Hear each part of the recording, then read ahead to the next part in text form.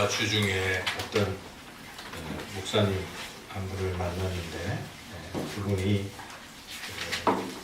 특별히 남북 통일에 대한 그런 꿈을 이렇게 말씀을 하셨습니다.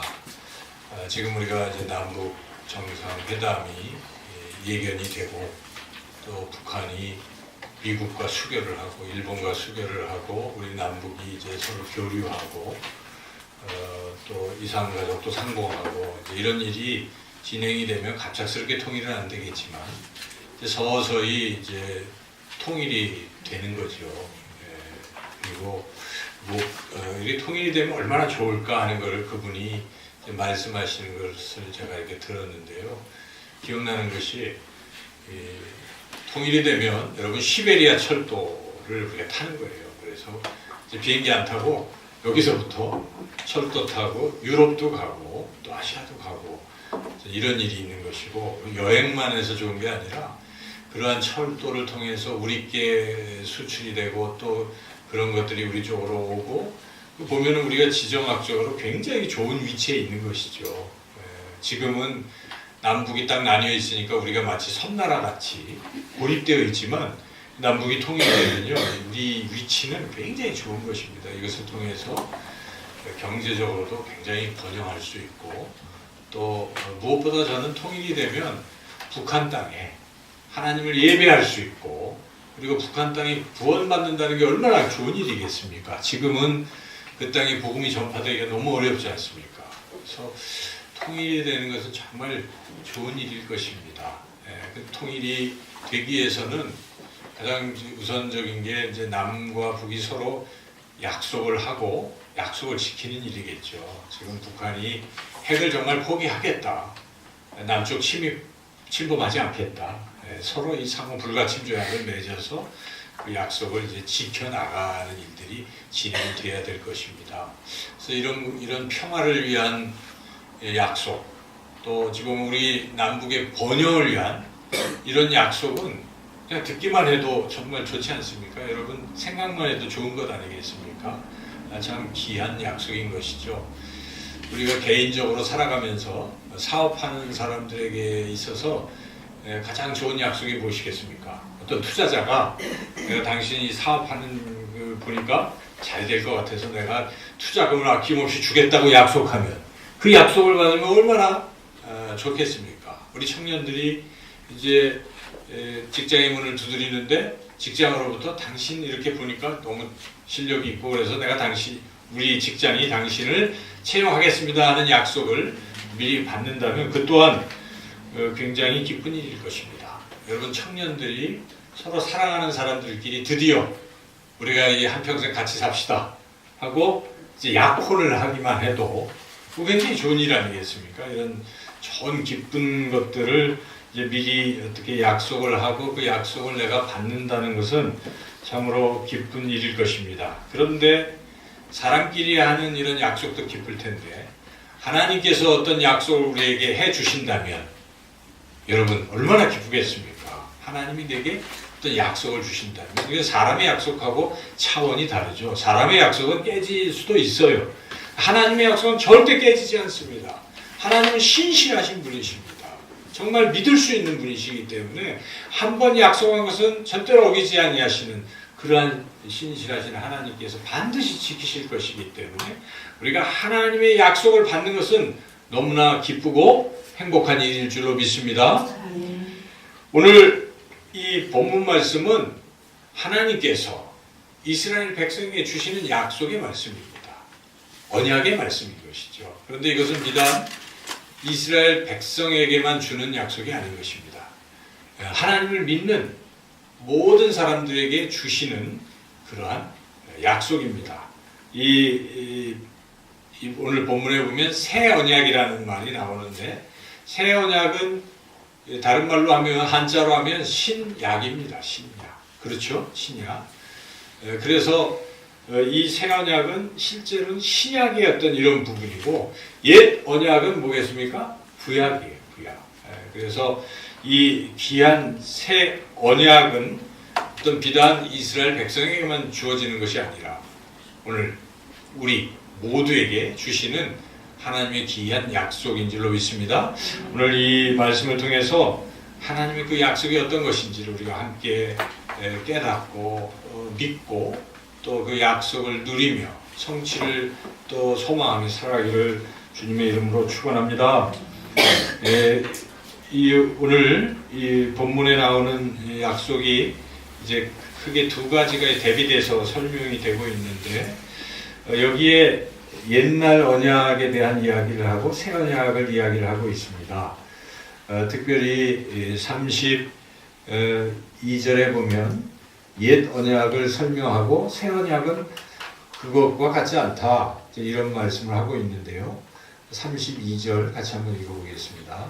이 언약은 내가 그들의 조상들의 손을 잡고 애굽 땅에서 인도하여 내던 날에 맺은 것과 같이 아니할 것은 내가 그들의 남편이 되었어도 그들이 내 언약을 깨뜨렸음이며 여호와의 말씀이니라.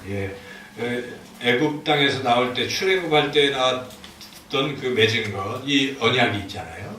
그거하고 다르게 지금 1절에서는 새로운 언약을 주시겠다 이런 말씀입니다. 그래서 여기에는 지금 옛 언약과 새 언약 두 가지가 다 같이 나오고 있는데 이 옛 언약을 좀 더 정확하게 우리가 성경에서 찾아서 보면 그것은 출애굽기 19장 5절 6절 말씀입니다. 그래서 하나님께서 이스라엘 백성을 애굽에서 구출하신 후에 이 광야의 시내산이라는 곳에 인도했어요. 나오자마자. 그래서 거기서 한 1년 몇 개월 동안 이스라엘 백성이 머물 때에 그때 하나님께서 이스라엘 백성에게 주신 약속이 있습니다. 그게 출애굽기 19장 5절 6절에 나오는 약속인데 제가 그 부분을 한번 읽어드리겠습니다. 세계가 다 내게 속하였나니 너희가 내 말을 잘 듣고 내 언약을 지키면 너희는 모든 민족 중에서 내 소유가 되겠고 너희가 내게 대하여 제사장 나라가 되며 거룩한 백성이 되리라. 너는 이 말을 이스라엘 자손에게 전할지니라. 지금 모세에게 이 말씀하시면서 전하라고 하는 말씀. 내용의 핵심을 한마디로 요약한다면 무엇입니까? 하나님 말씀 잘 들으면 하나님 백성이 된다는 약속입니다. 이게 바로 시내산 언약입니다. 옛 언약인 것이죠. 그래서 하나님의 말씀은 그럼 무엇인가? 지켜야 될 하나님의 말씀은 무엇인가? 이어서 20장부터 그거 쭉 설명하거든요. 하나님이 알려주신 거니까 십계명이 나와요. 거기에. 그리고 그 다음부터는 십계명을 좀 상술하는 그런 내용들이 24장까지 쭉 이어지는 것이죠. 그래서 결국 그것을 우리가 한마디로 율법이라고 합니다. 율법. 구약의 율법. 레위기에서도 설명이 되고 신명기에서 설명이 되는 율법을 잘 지키면 하나님 백성 된다. 이것이 시내산 언약의 핵심입니다. 그런데 이스라엘 백성이 과연 율법을 지켰습니까? 못 지켰다는 것입니다. 이스라엘 백성. 그래서 우리가 성경을 읽어보면 이 출애굽기 이제 한 30몇 장에 가보면 시작부터 못 지키는 모습을 우리가 봅니다. 모세가 십계명 두 돌판 받으러 간 사이에 40일밖에 안 되는데 그 사이에 밑에서 뭐 하고 있습니까? 모세도 안 보이고 하나님이 어디 있냐? 우리 눈에 보여야 된다. 그래가지고 금붙이 다 내가지고 아론 보고 뭐 만들라고 합니까? 금송아지 한 마리 만들어라. 우리가 금송아지에게 절하고 그거 섬기겠다. 우상을 섬기겠다는 것이죠. 근데 하나님이 주신 율법의 첫째는 나 외에 다른 신을 섬기지 말라. 둘째는 우상을 만들거나 섬기지 말라고 했는데 바로 그 율법을 정면으로 깨뜨린 것입니다. 이렇게 이스라엘 백성은 시작부터 하나님의 율법을 지키지 않아서 자꾸 이 언약을 깨뜨리는 것이에요. 그래서 성경을 쭉 읽어보면 출애굽기부터 이제 쭉 읽어서 마지막 열왕기 하까지 읽으면 뭐가 나옵니까? 그 이스라엘 백성이 하나님의 율법 이것을 깨뜨린 이야기예요. 다른 얘기가 아니라 깨뜨린 이야기예요. 그래서 깨뜨려서 하나님이 한꺼번에 보통 같으면 멸망됐을 텐데 인내하시고 야단치시고 선지자 보내서 그러면 안 돼. 계속 그렇게 말씀하셨는데 끝내 그거를 듣지 못해서 결국은 북이스라엘은 아수르에 의해서 멸망되고 남유다는 어디에 의해서 멸망됐습니까? 바벨론에 의해서 멸망되고 말았다는 이야기입니다. 구약은 다른 게 아니에요. 그 이야기예요. 그리고 희망이 없는 거잖아요. 그것만 읽으면. 하나님께서 이스라엘 백성을 생각하셨습니다. 이쯤 되면 세상에 잊히면 어떻습니까? 도저히 가능성이 없기 때문에 그냥 멸망하고 새롭게 출발을 하는 것이잖아요. 근데 하나님은 약속을 하셨기 때문에 너희는 내 백성이 되고 이렇게 아브라함에게 큰 민족을 이루고 약속, 아브라함의 언약이 먼저 있었어요. 그래서 하나님은 아브라함과 언약을 지키시는 신실하신 분이시기 때문에 이스라엘 백성이 이렇게 언약을 잡고 깨고 시내산 언약을 깰지라도 그 이스라엘 백성을 버리지 아니하셨습니다. 그래서 하나님께서 새로운 방법을 제시하신 것입니다. 그것이 오늘 본문 말씀인 것입니다. 이제는 옛 언약 갖고는 안 되겠다는 것입니다. 자꾸 깨뜨리니까요. 그래서 하나님께서 새 언약을 주신 것이다 하는 것이죠. 그래서 이 새 언약을 주시겠다라고 말씀이 오늘 본문의 첫 번째부터 시작이 되고 있는 것입니다. 같이 한번 읽어보겠습니다. 31절 말씀. 여호와의 말씀이니라 보라 날이 이르리니 내가 이스라엘 집과 유다 집에 새 언약을 맺으리라. 그래서 이 새 언약은 너무나 중요한 거예요. 시내산 언약보다 더 중요한 것입니다. 시내산 언약은 실패한 거예요. 안 되니까 하나님이 새 언약을 주신 것입니다. 그래서 우리 새 언약에 초점을 맞춰야 되는 것입니다. 옛 언약은 여러분 구약이에요. 그죠? 새 언약은 신약입니다. 그래서 우리는 사실은 신약에 초점을 맞춰야 되는 것이에요. 물론 그렇다고 구약을 무시하는 건 아닙니다. 구약은 모형이기 때문에 구약과 신약을 우리가 균형 있게 읽어야 되는데 그러나 결국 완성되는 곳은 어디입니까? 신약입니다. 누구를 통해서 완성이 됩니까? 예수 그리스도를 통해서 이 새 언약이 성취된다는 것입니다. 그래서 우리는 이 새 언약의 부분을 잘 깨달아야 됩니다. 이해해야 됩니다. 그래야 우리가 성경 전체를 바르게 이해하는 것이죠. 이 새 언약을 모르고 그냥 옛 언약, 구약의 율법만 잡고 지키고 하다 보면 굉장히 신앙이 편향되잖아요. 그래서 우리가 이단도 나타납니다. 제가 늘 말씀드리지만 여호와의 증인들이 다른 게 아니에요. 신약을 잘 이해를 못하기 때문에 자꾸 그러는 거예요. 그래서 구약의 여호와가 최고라고 하는 것입니다. 근데 그 여호와가 바로 예수 그리스도께서 우리에게 오고 그래서 우리는 그리스도교라고 하죠. 그죠? 여호와교가 아니잖아요. 그래서 이 신약의 새 언약을 잘 이해를 해야 되는데 먼저 우리가 생각할 것은 이 새 언약은 우리가 잘해서 받은 것인가? 여러분 우리가 뭘 잘해서 새 언약을 받았습니까? 아니지 않습니까? 깨뜨린 사람들에게 주시는 거라면 잘해서 받은 게 아닙니다. 옛 언약을 하나님이 주셨건만 자꾸 깨뜨리고 실패하니까 불쌍해서 주신 것입니다. 불쌍해서. 긍휼히 여기셔서 새 언약을 주실 것입니다. 지난주에 우리 설교 말씀도 결국 같은 맥락이 있어요.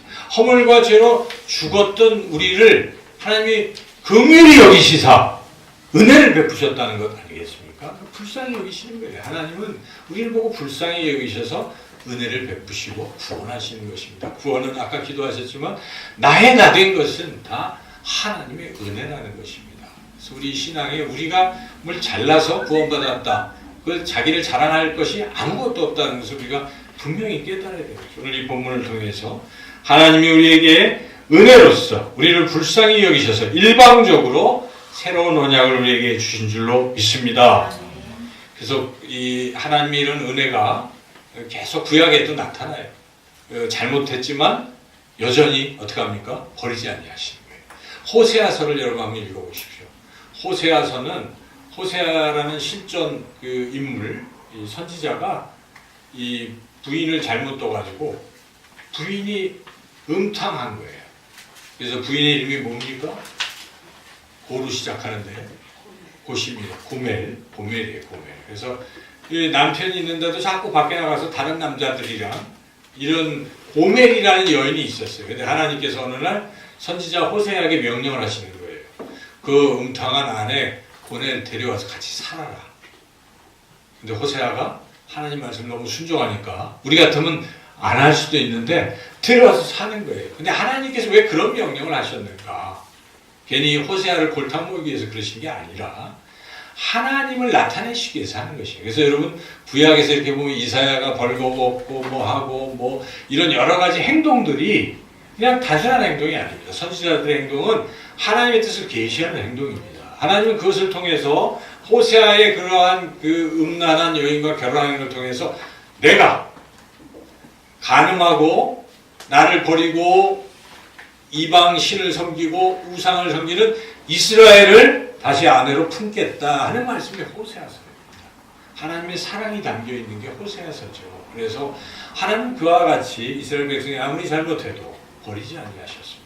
구약은 그것을 우리에게 증명하고 있는 것입니다. 그렇구나. 이게 바로 하나님의 은혜. 우리가 구약을 통해서 깨달아야 될 것은 하나님의 은혜를 깨닫는 것입니다.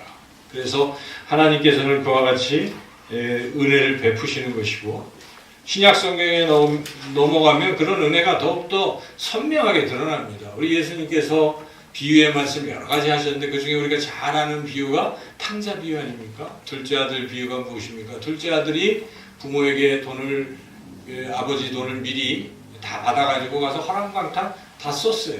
그리고 돌아왔는데 그때 성경을 자세히 읽어보면 그 아버지가 뭘 하고 계십니까? 나갈 때 너는 이제 끝 그러셨습니까? 아닙니다. 여러분 그걸 자세히 읽어보면 나갈 때부터 그 아들이 돌아올 거를 동구 밖에 서서 기다리고 계셨다는 것입니다. 그러다가 아들이 오는데 아들은 아버지도 못 보고 있는데 아버지가 먼저 뛰어가서 버선발로 뛰어가서 그 아들을 감싸고 맞아주시지 않습니까?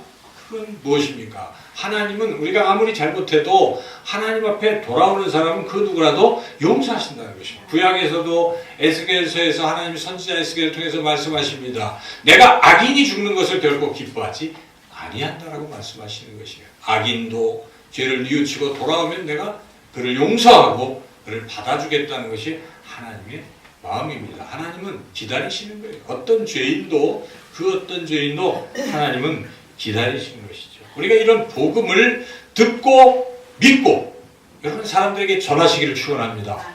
저는 어제도 어느 대학 교수가 미투 때문에 자살했다는 이런 소식을 들으면서 참 마음이 아프더라고요. 그전에는 어느 탤런트가 또 그랬잖아요.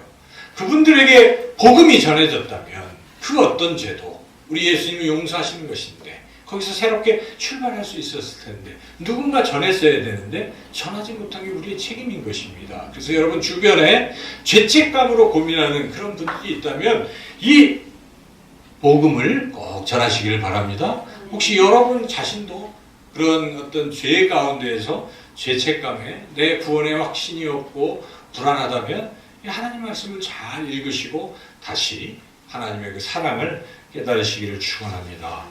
이렇게 하나님께서는 은혜로 우리에게 새 언약을 주셨는데 이 새 언약이 구체적으로 어떤 것인가? 특별히 오늘 본문은 옛 언약과 새 언약을 이렇게 비교를 해서 말씀을 해주시는 거예요. 옛 언약은 이랬는데 새 언약은 이렇다. 우리가 선명하게 새 언약을 이해할 수가 있는데 크게 세 가지를 우리가 함께 은혜를 나누려고 하는데, 첫째, 이 옛 언약은 깨집니다. 그러나 새 언약은 절대로 깨지지 않는다는 사실이에요. 그래서 여러분 32절 말씀 다시 한번 읽어보겠습니다. 이 언약은 내가 그들의 조상들의 손을 잡고 애굽 땅에서 인도하여 내던 날에 맺은 것과 같지 아니할 것은 내가 그들의 남편이 되었어도 그들이 내 언약을 깨뜨렸습니다. 여호와의 말씀이니라. 과거의 언약은 그들이 깨뜨려 버렸다는 것입니다. 옛 언약. 그러나 이 새 언약은 깨지지 않는다는 것입니다. 깨지지 않는 이유가 33절에 보면 이제는 돌판에 새기지 않고 깨뜨려지는 돌판에 새기지 않고 어디에 새깁니까? 마음에다 새긴다는 것입니다. 마음은 깨지지 않는다는 것입니다. 그래서 31절에 깨지지만 33절에 마음에 새긴다는 것은 이제 내가 주는 새 언약은 안 깨진다는 것입니다. 이 안 깨진다는 것은 영원히 그 언약이 존재한다는 것입니다. 파기되지 않는다는 것입니다. 그러므로 여러분 하나님께서 예수 그리스도를 통해서 우리를 구원하시겠다고 약속하시는 이 사실은 절대로 깨지지 않는 줄로 믿습니다. 주 예수를 영접하라 그리하면 너와 네 집이 구원을 받으리라. 이 약속. 네가 예수 그리스도의 이름을 믿고 영접하면 하나님의 자녀가 되리라 하는 여러분이 성경을 통해서 있는 이런 말씀들의 약속은 절대로 깨지지 않고 변하지 않는 약속이라는 것입니다. 내 상황과 관계가 없어요. 내가 죄를 짓고 뭐 믿음이 부족해지고 이렇게 하더라도 하나님이 우리를 한번 자녀로 택하시면 영원히 우리는 하나님의 자녀가 되는 줄로 믿습니다. 속된 말로 해병대 출신들이 그런 말 하잖아요. 한 번 해병은 영원한 설명이다. 우리가 한 번 하나님의 자녀면 영원한 하나님의 자녀인 줄로 믿습니다. 여러분 구원의 확신은 절대로 흔들려서는 안 됩니다. 어떤 상황에서 내가 하나님의 자녀다. 그래도 나는 하나님의 자녀입니다. 우리가 몇 년 전에 우리 교회 표를 그걸로 한 적이 있는데 항상 그런 생각을 하십시오. 나는 어떤 상황에서 여전히 하나님의 자녀입니다. 그러므로 하나님의 자녀는 하나님 앞에 나올 수 있는 특권이 있어요. 그래서 아무리 잘못된 게 돼도 하나님 앞에 나와서 회개하고 펑펑 울면요, 하나님이 감싸주십니다. 그래, 잘 왔다. 내가 너를 용서하노라. 너는 내 사랑하는 아들이야, 내 딸이야 말씀하십니다. 여러분 그런 음성을 늘 들으시고 하나님의 자녀로 당당하게 살아가시기를 주님의 이름으로 축원합니다. 두 번째로 이 언약은 아주 중요한 특징이 있어요. 옛 언약은 자기 힘으로 지켜야 돼요. 하나님의 그 율법을 자기 힘으로 지켜야 되는데 이 새 언약은 하나님이 지키게 해주신다는 것입니다. 저는 이 본문을 말씀을 준비하면서 여기 참 은혜를 받았어요. 우리가 이 하나님 말씀대로 살려고 우리가 애를 쓰잖아요. 여러분 그런데 하다가 성공 못할 때도 있잖아요. 넘어지기도 하고 또 아이고 불순종했구나 이런 생각이 자꾸 들잖아요. 그래서 나는 영원히 안 되는 존재인가?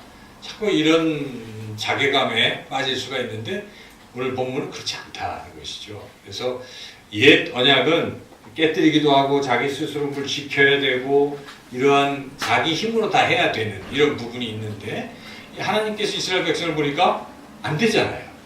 그래서 하나님 이 새 언약을 예레미야를 통해서 새 언약을 주시면서 하신 게 이제는 내가 그렇게 지키게 해주겠다 하는 것입니다. 그래서 이 예레미야보다 조금 뒤에 바벨론 포로기에 나와 있는 선지자가 에스겔이에요. 그래서 하나님께서 에스겔을 통해서 그 말씀을 해주시는데 여러분이 조금 성경을 찾아보면 좋겠어요.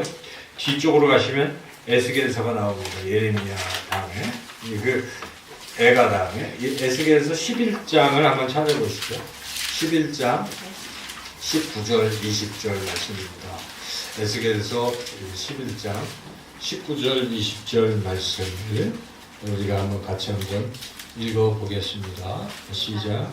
내가 그들에게 한 마음을 주고 그 속에 새 영을 주어 그 몸에서 돌같은 마음을 제거하고 살처럼 부드러운 마음을 주어 내 율례를 따르며 내 규례를 지켜 행하게 하리니 그들은 내 백성이 되고 나는 그들의 하나님이 되리라. 이게 뭡니까? 하나님께서 우리 마음에 무엇을 주십니까? 새 영을 주셔서 그 새 영을 통해서 우리가 하나님의 그 율법 말씀을 지키게 하신다는 것입니다. 그전에는 어떻게 지킵니까? 내가 지켜야 되잖아요. 그런데 하나님이 이제 새로운 계약을 이 새 언약을 주실 때는 내가 지킬 수 있도록 너희에게 무엇을 주신다고요? 새 영을 주십니다. 그 새 영이 무엇입니까? 성령이십니다. 그래서 보혜사 성령을 우리에게 보내시는 건 예수님께서 성령을 보내주신 것입니다. 성령이 우리 안에 내주하시면서 우리를 인도하시면 우리가 그렇게 하나님의 말씀에 순종하게 됩니다. 우리는 변화됩니다. 성화됩니다. 그래서 우리는 결과적으로 어떤 열매들을 맺습니까? 성령의 열매를 맺는 것입니다. 이것은 나의 열매라고 성경은 얘기하지 않습니다. 누구의 열매입니까? 성령의 열매이기 때문에 성령이 그렇게 하십니다. 여러분 성령이 우리 안에 있는 것을 믿습니까? 그것에 감사하십니까? 나는 할 수 없지만 성령은 하시는 것입니다. 그래서 스가랴도 사람이 힘과 능으로 되는 것이 아니라 오직 여호와의 영으로 되느니라 이렇게 말씀하시는 것입니다. 그래서 성령은 불가능이 없습니다. 여러분 성령이 모든 것을 가능케 하십니다. 우리 주변에 정말 악하다고 생각하는 사람이 예수님을 믿고 막 변화되잖아요. 누가 변화시키셨습니까? 성령이 변화시키는 거예요. 우리도 동일하게 변화시켜 주신 줄로 믿습니다. 우리가 할 일은 성령의 존재를 인정하는 것입니다. 그리고 성령을 의지하는 것입니다. 성령과 동행하는 것입니다. 교제하는 것입니다. 성령을 느끼는 것입니다. 성령이 말씀하실 때 예민하게 느끼는 것이. 그래서 말씀하실 때 그냥 따라가면 됩니다. 성령이 이끄시는데 여러분이 순종하시면 그냥 삶이 변화되고 그리고 놀라운 일들이 일어나게 된다는 것입니다. 성령에 사로잡히면요. 우리 자신이 변화되는 것뿐만 아니라 삶에도 능력이 나타납니다. 성령의 능력은 엄청난 것입니다. 그래서 육신이 치유되기도 하는 것입니다. 또 안 풀리던 일들이 풀리는 거예요. 모르던 것을 알게 되는 것입니다. 하나님이 다 요소에서 해결하시는 것입니다. 우리가 그것을 경험하고 살아야 된다는 것입니다. 하나님이 이렇게 우리에게 은혜를 주시고 성령을 선물로 주셨는데 왜 우리가 이것을 모르고 그냥 혼자 힘으로 뭐든지 하려고 하기 때문에 신앙이 너무 힘들어요. 재미도 없어요. 그러나 성령이 나와 함께 하시고 역사하신다는 걸 여러분 믿으시기를 축원합니다. 그리고 그 성령과 자꾸 동행하시는 훈련을 하는 거예요. 그래서 성령 충만이 다른 게 아닙니다. 성령이 살아계신 걸 느끼는 시간이에요. 기도하실 때, 찬양 드릴 때, 예배 드릴 때 성령을 느끼잖아요. 여러분. 찬양 부르고 기도하고 말씀 듣고 할 때 성령을 느끼는 것입니다. 이게 자꾸 쌓여야 될 필요가 있습니다. 사람은 자꾸 시간이 지나면 잊어버려요. 그래서 자꾸 성령 충만을 계속 받아야 되는 것이죠. 그런 것은 신앙생활 하실 때 기도생활만 열심히 하시고 말씀 읽으시고 예배 잘 드리시고 이러면 되는 거예요. 하나님은 그런 방법을 통해서 우리에게 성령 충만을 주시고 그 성령으로 우리를 변화시키시고 성령으로에게 능력을 더하게 그렇게 하신다는 것입니다. 이제 마지막으로 새 언약에 나오는 중요한 것이 있는데 그것은 34절에 나오는데 먼저 34절 말씀을 다시 돌아가셔서 예레미야 31장 34절 말씀 함께 읽겠습니다. 그들이 다시는 각기 이웃과 형제를 가르쳐 이르기를 너는 여호와를 알라 하지 아니하리니 이는 작은 자로부터 큰 자까지 다 나를 알기 때문이라. 내가 그들의 악행을 사하고 다시는 그 죄를 기억하지 아니하리라. 여호와의 말씀이니라. 여기 중요한 것이 죄를 사하시되 기억하지 아니하신다. 다시는 기억하지 아니하신다. 그 죄를 기억하지 아니하신다는 것은 완전히 용서하신다는 것입니다. 우리가 그 신과 함께인가 뭐 그걸 보면은 다 이 필름처럼 돌아가는 거 얼마나 부끄럽습니까? 근데 우리가 하나님 앞에 갈 때 하나님께서 그걸 돌려보실까요? 안 보십니다. 안 보십니다. 안 보셔요. 왜냐하면 기억하지 아니하십니다. 그래서 우리가 편한 마음으로 가는 겁니다. 그거 믿으셔야 돼요. 여러분 믿으십니까? 그게요. 하나님께서는 우리를 어떻게 보십니까? 이 빨간 렌즈를 보시는 거예요. 십자가의 보혈을 통해서 보는 것입니다. 그래서 우리가 무죄로 보이는 것입니다. 빨갛게 보이잖아요. 그런 거예요. 이 은혜인 것이죠. 그래서 죄사함은 완벽한 거예요. 기억하지 않아요. 도말하신다고 하셨어요. 기쁜 가문에 빠뜨리는 것입니다. 그래서 우리가 참 감사하는 것입니다. 이 지금 살아가는 이 생애에서 우리는 죄사함의 그 은총을 누리고 사는 것입니다. 미래에 대한 두려움이 없습니다. 내 죄가 과거에 지은 죄, 지금 짓고 있는 죄, 미래에 지을 모든 죄를 다 하나님이 도말하신 줄로 믿습니다. 예수님의 십자가의 보혈은 능력이 있는 것입니다. 죄사함은 엄청난 것입니다. 그래서 옛 언약에서는 그렇지 않잖아요. 옛 언약에서는 여러분 아시는 것처럼 구약 레위기 말씀 읽어보면 답답하잖아요. 죄 질 때마다 무슨 번소화, 속죄속건, 뭔 제사가 이렇게 많습니까? 그렇죠? 또 화제 무슨 많아요. 막 드려야 돼요. 죄 한 번 지면 어떻게 됩니까? 죄 용서 받기 위해서 소 한 마리 잡아야 될 때도 있고 큰 죄는 소 한 마리, 작으면 어린 양 뭐 이 정도, 또 가난하면 새 한 마리, 두 마리 이래가지고 그걸 이제 내면 이렇게 제사장이 해가지고 제사를 지내면 죄사함을 받아요. 그렇죠? 그런데 한 번 했다고 해서 죄가 다 용서받는 게 아니에요. 다음번에 또 죄를 지면 어떻게 됩니까? 또 해야 돼요. 또 해야 돼요. 그래서 구약에서는 계속 제사를 드려야 돼요. 그런데 예수님은 단번에 한 번 드리셨어요. 그런데 그 속죄 제물은 그런 것과는 차원이 다른 것입니다. 한 번 드렸지만 효과는 영원하다는 것입니다. 완전하다는 것입니다. 그래서 다시는 제사 드릴 필요가 없다는 것입니다. 히브리 기자는 레위기를 이렇게 신약적으로 잘 풀어서 쓴 것이 히브리서인데요. 그 히브리서의 10장 18절 말씀에 이렇게 기록되어 있습니다. 이것들을 사하셨은즉 다시 죄를 위하여 제사 드릴 것이 없느니라. 그래서 여러분 예수님의 그 십자가의 그 죽으심은 엄청난 것인 줄로 믿습니다. 모든 죄를 다 사하신 것입니다. 그래서 우리가 이 사순절 기간을 지내면서 그 은혜가 너무나 큰 거예요. 야, 저 십자가 때문에 내 모든 죄가 다 사함을 받았구나. 이것을 아는 사람들은 감사하는 거예요. 근데 설교를 들어도 신앙생활을 해도 이거를 잘 모르니까 이 부분이 뜨뜻미지근하면 기쁨도 없어요. 감사도 없어요. 신앙생활에 힘이 없어요. 그런데 분명히 성경은 그렇게 우리에게 분명히 말씀하시는 것입니다. 예수님의 십자가의 보혈은 우리의 모든 죄를 완전히 영원히 사하신 줄로 믿습니다. 그 예수님께서 마지막으로 십자가에 돌아가시기 직전에 제자들에게서 확실히 알려주셨어요. 또 딴 모를까봐. 그래서 그 마지막 성찬식을 하시면서 이런 말씀을 하십니다. 누가복음에서는 이렇게 22장 20절 저녁 먹은 후에 잔도 그와 같이 하여 이르시되 이 잔은 내 피로 세우는 새 언약이니 곧 너희를 위하여 붓는 것이라. 마태복음 26장 28절 이것은 죄사함을 얻게 하려고 많은 사람을 위하여 흘리는 바 나의 피 곧 언약의 피니라. 왜 거기 언약이 자꾸 나오고 새 언약이 나옵니까? 오늘 예레미야 이 31장 31절 34절에 나오는 이 새 언약과 연결이 된 거예요. 예수님 구약을 다 알고 계시는 것이에요. 그래서 구약의 예레미야를 통해서 우리의 모든 죄를 사해 주시겠다는 이 영원히 기억하지 아니하겠다는 이 약속, 이 새 언약이 바로 나를 통해서 지금 이루어진다라고 제자들에게 선포하고 계신 것입니다. 말씀하시는 것입니다.